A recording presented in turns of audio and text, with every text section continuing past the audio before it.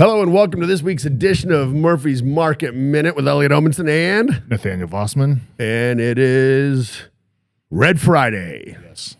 All right. Hopefully, if you guys like football, the Chiefs will be playing the Chargers. Yeah, Chargers. São Paulo, Brazil. Yep.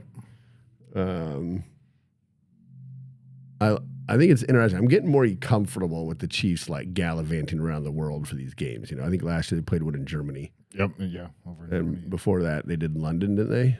Yeah, they've been in Europe multiple years now. Yeah. And I know that Mr. Hunt, the one that's passed, was a huge proponent of this. I think it's weird. I don't really know what the overall game plan is. You're going to have like Germany have their own NFL football team and England have their own NFL football team, and you know. Yeah, as long as they're not taking away from like too many of our home games, that'd be ideal. Yeah. It'd be kind of crappy if we're giving away home games just to play international. Yeah. I'm curious as to if the NFL would actually work in other countries, though, right? Yeah. It's tough to say. Like the NFL works in America, I think, because like we have a very diverse population, right? And so you can like and states are big enough to support teams. You know, that's a big one too. You know, it's kind of like the Olympics. We can host the Olympics in Atlanta. We can host them in Salt Lake. We can host them in LA. We can host them wherever, right? Well, other countries in Europe, it's like the whole country hosts the Olympics. Yeah, not a state, not a province. You know, it takes the entire country to do it. So I don't know. You know, it's like I guess you could have Frankfurt have a football team and Cologne have a football team. Maybe Berlin. I guess they might just stick with their own version of football. Yeah. So I don't know if the point, do you think the point's to try and get teams launched all over the world, or do you think the point's just to build a fan base? I think it's just to build a fan base. Okay. I think there's no way the NFL can actually be replicated. So, yeah. So I would hope it just stays American. Yeah. I think it's just better that way. Yeah, I think so. So let's get into what I think is a fantastic jobs report. And I know it's a very contrarian view. So what did they come out and say today, Nathaniel? So in the month of August, there's 22,000 new jobs posted for the month, and that comes in well under the forecast of 75,000. Yep. And well under last month, 79. So this is a weaker than expected jobs report, but there's, implications to it. Yeah, now in July they had said 73. It got revised up to 79. Yeah. Just the same way as the somebody didn't want to get fired. Yeah. And luckily this time it was actually a reasonable revision because it's 6,000. Yeah. As opposed to 258,000 over 2 months. Like, but you can't help but think the last person is like, "Oh, I know what not to do here. I'm not revising these down. We're going up, baby." Yeah. but so why would I say I think this is a really good jobs report? Well, I know we were talking about the wages within that and still steady unemployment as a whole. Yeah, right. So unemployment's ticked up to 4.3. Yeah, which last I checked is still considered full employment. Historically that's quite low. Yeah, like that's crazy low. So we're still very low unemployment and wages. Same thing that happened in the first. I know a lot of people get really mad if I mention anything involving he who shall not be named. But in the first 4 years of he who shall not be named, we had incredible wage growth. And right now we're up 3.7% over this time last year. So this is, and then there's the last component of this, which is poly markets, right? Yeah. So the odds of a September rate cut here in the next be just under 2 weeks away are nearly 100%. Yeah. So you guys, there is a lot of really incredible things that are all coming together, and it's amazing to watch, right? So we're technically still at full unemployment. Wage growth is climbing at 3.7%, which is 1 point over inflation. needs to go a little bit higher. But I think you're going to see it ramp up depending on what happens with the Supreme Court and these tariffs and the trade deals. How much we're going to get a rate cut, most likely, maybe more than one, right? Yeah. So these things are all like gelling. On top of that, how much are we bringing in tariff revenue? So in August, we set a new monthly high for 2025 at $31 billion in August. So over the course, annualized, it's, getting close to $400 billion a year. And if you apply it the same way that the budget arguments are all made, what would we, in order to compare apples to apples, what would you do with that number?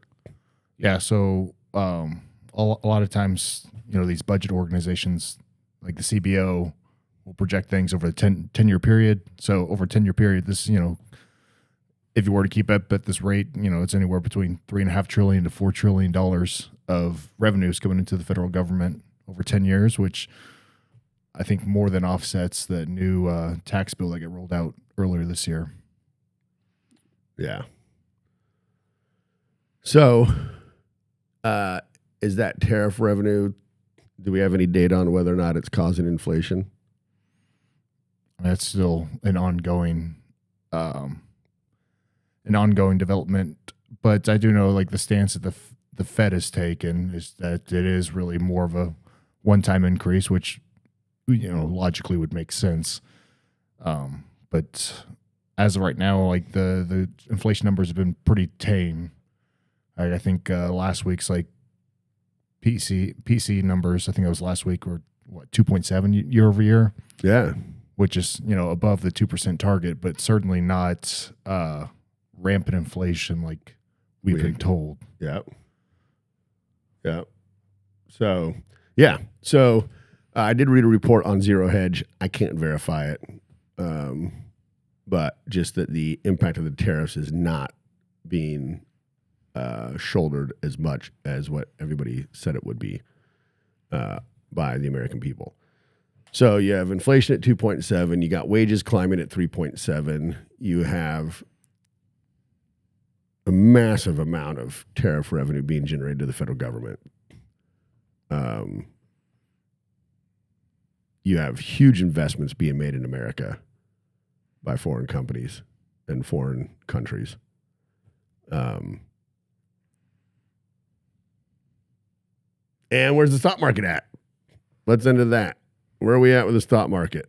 I know it's down a little bit today. It was up at first. I think it was up at first, probably because of that jobs data, because it kind of solidifies the rate cut. But it's dropped off. Yeah, but we're still up. We still hit over 10%. Yeah, we hit all-time highs earlier this week, I believe, on the SP 500. Yeah, we're at right now. My phone says 6475. Yeah, that's about where I'm at. Yeah. Okay, that's a 10% gain year to date. Let's see here. The Dow, I know, is not doing anywhere near that. Oh, no, it's more than that. It's 11.4 year to date. And then we got the NASDAQ. It's up 12.23 year to date. So, yeah, I think the Dow is a little bit under. So I'm seeing just on Google at the charts, it's like a 7.1% in the Dow, which would make, I might have hit 1 year, which would make sense because I did. The S&P and NASDAQ are going to be more tech heavy. It's been a pretty solid year to date for the Dow. I thought that was weird. Yes, yeah. I have it at 6.72 year to date. Yeah, I think I'd hit the 1 year button next to it. Yeah. And not that I care a whole lot, but Russell 2000 6.84. But anyways, stock market is doing well. Oh, let's get into a little bit of Ethereum and Bitcoin.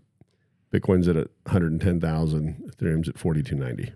Yeah. So I'll be pretty curious on these, because rate cuts theoretically would kind of fuel that a decent amount because, easier money, people kind of move into, other assets and, crypto's definitely one of them. So be curious to see how much of the rate cuts completely priced in versus, when it actually happens. Yeah.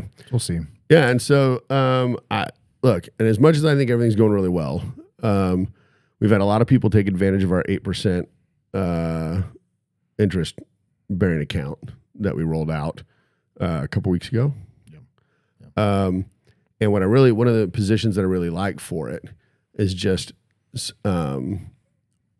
been on a run for the market. I do expect it to continue for a while, but it's great to have that bucket of money there that's not impacted by the market, that is easily accessible, fully liquid, but still actually gaining a return worth having it in, right? If inflation is 2.7 and I'm earning 4.7 in a CD, I'm actually only earning 2, right? Now, if I'm just sitting in cash, I'm not earning anything, I'm losing 2.7. So it's always been for years, this has been something that I've wanted to be able to accomplish, was finding something like this. And so it's been, we've had a lot of people take advantage of it. So if you want more information on that, hit me up. But I think everything's looking pretty awesome, as I usually do. So until next week, this is Elliot. Nathaniel. Go Chiefs.